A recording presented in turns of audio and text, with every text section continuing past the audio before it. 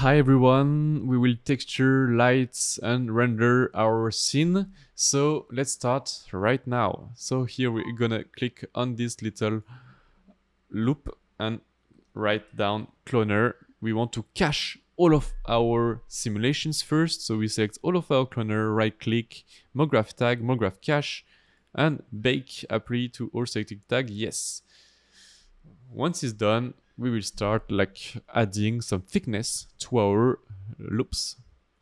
Okay, it's done. A little tips, just in case if the render time is too long for you, if you don't have like that powerful machine, is like what we're gonna do. We're gonna remove some points on our splines, just in case. We will not do it on this for this setup because it's pretty fast to render, but in case you want to subdivide, add even more details, more cloner, etc., what you should do is like if the render time is too long and the viewport is not responsive, you can reduce the amount of points on your splines. Here, for example, I will solo the... Oh, it's okay, I will just move it up. This is the main spline. The main spline is the most important one because we have so many points. Here you will go in the points mode, and what you can do is like Control A. I will just gonna remove the viewport. Okay, like Control A to select all of the points. Right click and optimize. You can click on this little wheel and change the tolerance for 0.01 or 0.056. And what it's gonna do is gonna remove some points. Just in case you're if the real render time is too high, or you can choose only one point, go to connect to select and select connected AW, and you can delete one of the spline, so your render time will be faster. Okay, I'm gonna close the optimization topic. For now, what we're gonna do now is like we're gonna launch our viewport. Nothing appear because we need to add some redshift tag to our splines. So you can go to master, go to spline. What we're going to do is here on the spline, right click, render tag, redshift objects. Here we're gonna change the mode. We go to curve, and the mode we're going to cylinder. The thickness we're gonna put 0.1.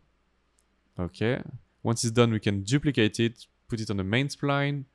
Then we're gonna add it to our deformed one, just like that. And that's it. Maybe just one more, which is the detailed, right? Yes. This one is, no, the knitting, sorry. So control, drag here, but I don't want like 0.1 for that one. For that spline, I want 0.05, like to have something a bit thinner. Okay, once it's done perfect, what we can do is like add our first light. So let's go. We're gonna add just here area light. What we can do, right click on the light, target, add a target, because what we want to do is like we want to point the light always in the center, so it's going to be way easier to light our scene.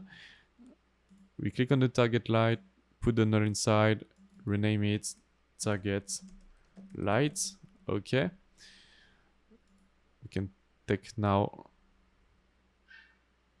the light, press F2 to go back. Okay, what I want maybe to first find a great angle. So to do that, I press F1 to change the view. I create a camera just here, camera standard. There's already the redshift tag. This is great, and make sure to be in portrait mode. Okay, once it's done, I will press F2 to go back. And what we can do here, we can choose the redshift camera, so it will always show our camera in the render view. Once it's done, we can play with our area light. We can put it around here. The goal here is to create nice shadows, so what you can do is like hide all of our splines, just show the main plane, so we can see here more clearly how the shadows looks like. And we can play a bit with the position of that light.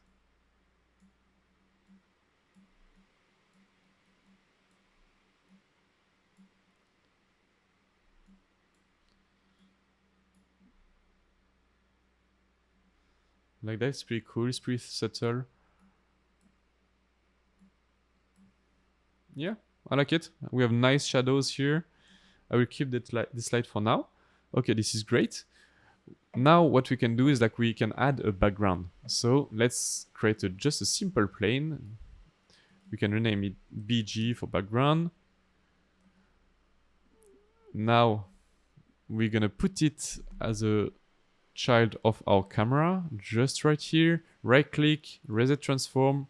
And now what I want to do is like just put the plane way back, press R and make a 90-degree rotation, press T and scale up our background, just like that. Okay. Now what I want to do is like duplicate our lights, name it BG for background. In the target light, I want to say, okay, I want you to look up the background. So say choose the background, and I'm gonna remove the background from our camera. Okay. Now what we can do is take our background light and go at the back of our scene to just light the background.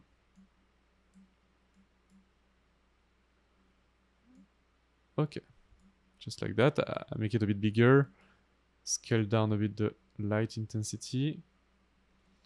Okay, great.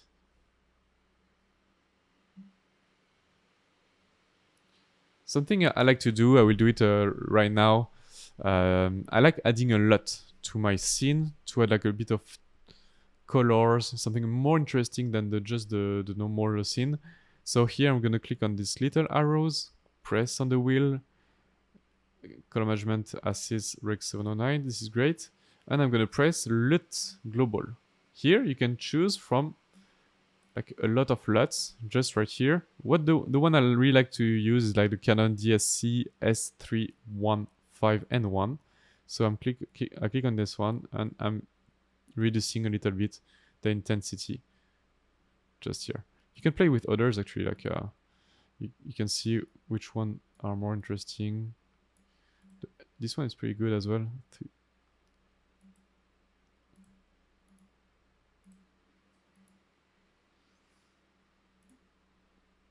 The Canon or the Avgar.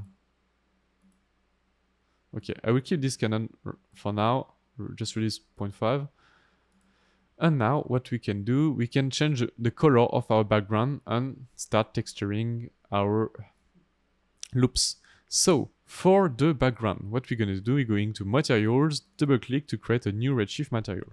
If it's not creating a redshift material but a standard material, it's because your render engine is not redshift yet. So you go to the render setting and change standard to redshift. Okay. Now if you want to have this old-fashioned viewport for your texture, what you have to do is like go to edit, preferences, render, redshift, and untick node material for preset. I think it's that one, yeah, or that one hybrid rendering, both of them, and you will have like this old-fashioned like viewport. I'm way more comfortable with it, so that's why I decided to go back to the old viewport. I will put it on my background. Now what I'm gonna do, I'm gonna put like 0 reflection, bump a bit the roughness, and I'm gonna create a ramp node just here. I'm gonna plug it to my texture. What I want to have like a subtle gradient from like a kind of skin color to black. Here I'm adding it. I'm checking a bit how the projection looks like in my viewport. Okay, so the black is down, so what I want to do is I want to invert it. I want the black to be up like that, and here I'm gonna change. I don't want white, I want to have this nice color I found. So 1822, just like that. Okay. Yeah, I like this tone, it's pretty good. What I can do as well is on my background light, maybe push a little bit the lighting. It's a bit okay, not too much, because I want to keep like have this nice contrast with the knitting effect. Okay, we're good with the background. Now what we can add some texture. But actually, like on some render, I can show you some examples right now. Some of them I didn't use any texture at all, and it's working pretty well because all of this complexity, the knitting, and we don't really need that many texture, but I will add anyway some and show you where I like finding my texture is on bridge mainly. What you can do is like add, like write down fabric in surfaces, and here in furniture fabric, you can click on a little plus to add it directly to your Cinema 4D viewport. Okay, once it's done, you can add it to the setup 01 main. It's gonna add automatically to to our loop for the edge as well, and for the knitting as well. For the detail and deform spline, I'm gonna use a different, I mean the same texture but with more like less roughness, to have like some like little light hint on it. Now what I'm gonna do, I'm gonna add a ramp because I want to change the color. I prefer to go back to like this white, was pretty great. So we put that in my diffuse color. I'm gonna crank up a bit the white and change here. I don't want black, I want like a gray, maybe slightly colored, like a little bit of blue, like 9 of blue. Okay, it's maybe a bit too dark, so I'm gonna push. Okay, a little bit too blue as well. Okay, it's better. Now what I want to do is like duplicate it, put it on our detailed and deformed spline, double click, and here what I want to add is like a more like less roughness. For that I click adjust on roughness, and the color material white, I'm gonna put it to black.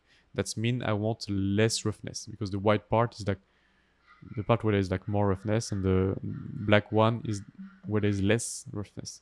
What I can do as well is like changing a bit the texture, the color. I don't want to have blue, but like full white.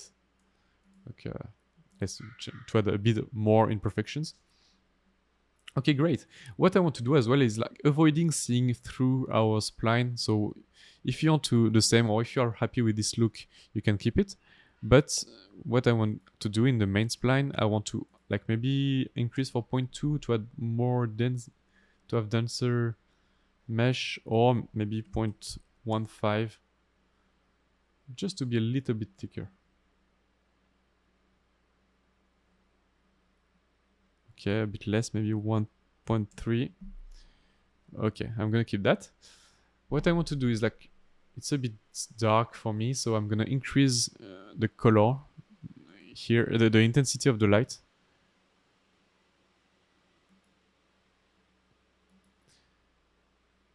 Just like that. I want to create maybe a bit more shadows, so I'm gonna adjust a bit more the position of the light, maybe a little bit lower.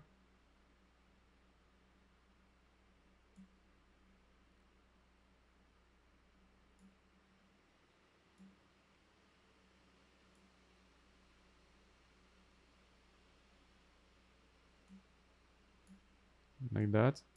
And some really important stuff as well to add to your scene is depth of field, because like knitting, it should be like really macro shot. So for that, we go to your camera. We're gonna create a null as well. We're gonna rename it target focus.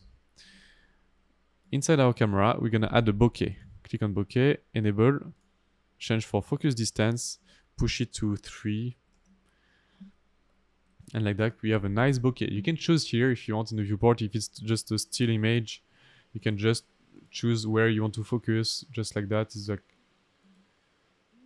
this could be like faster for you. But what I like to do is like using a target light, because here we have, you know, these splines, and sometimes it selects the splines by mistake, the one in front. So what I like to do is like mainly target focus, so I have more control. So retrieve camera, I put the target focus in the focus object just right here, and now I can choose where I focus on. So around here should be all right. And I want to maybe push a little bit more the bokeh for maybe 4 or 5.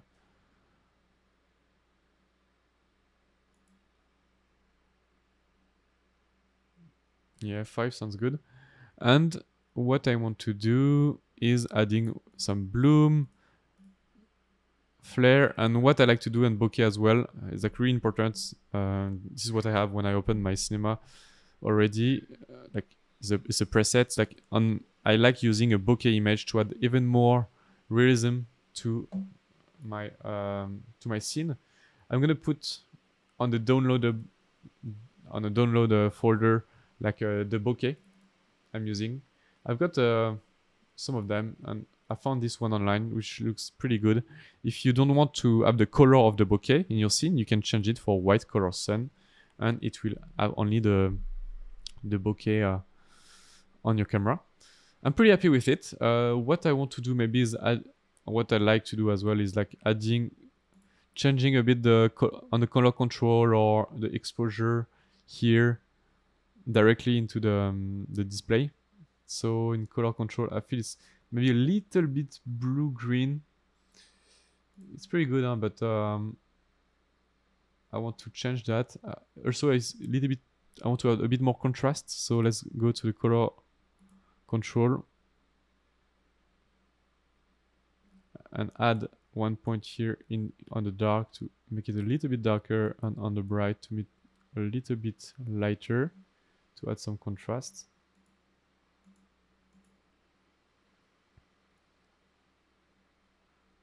Okay, I will go into my blue, like the blue, and I want to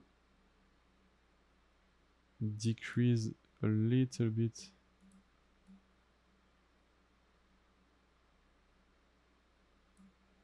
Okay, like that.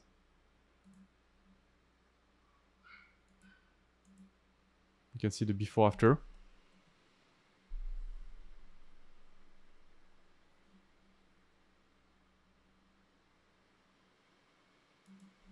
Okay. Before after.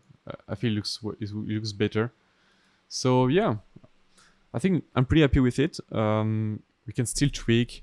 I can show you like some style frames I've done. I will put as well on the downloadable folder those scenes if you want to play with it, see a bit how it looks like. But I'm pretty happy with this result. So I hope you enjoy this second part, and if you have questions, don't hesitate. But yeah. Last tips I wanted to give you in case you want to add like any texture or logo or things like that to your scene, like on your like cloner. What you can do is first of all create a new material, new standard material, put it on your plane just right here, double click on it. On the basic, we're gonna remove the reflex sentence. We go to color, we're gonna load a texture. For me, it's gonna be this logo, just right here. I'm just gonna hide the light so we can see a bit more clearly what's going on. So it's this logo, right? So what we're gonna do now is on the main setup. I'm gonna focus on the main setup.